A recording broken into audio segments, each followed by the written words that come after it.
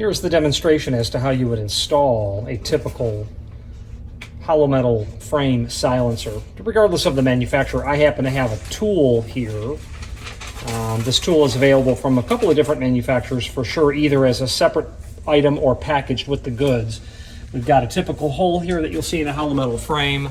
In single frames, there are 3 installed. Oh, sorry, that other hole is right here. In double door frames, you would have 2 installed up at the header is how that would work. This is a single frame. So what you do is you'll use this tool, or you're going to use a tool just like it.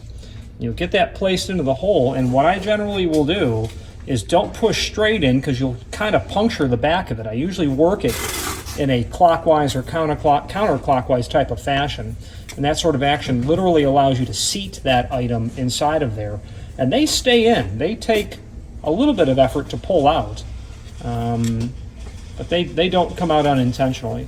So just demonstrating that again. Yeah, and then it seats right in. There you go. Again, thank you for watching, and if you've enjoyed this video, please click thumbs up, please subscribe, and maybe even send the video to someone that you know. Thank you.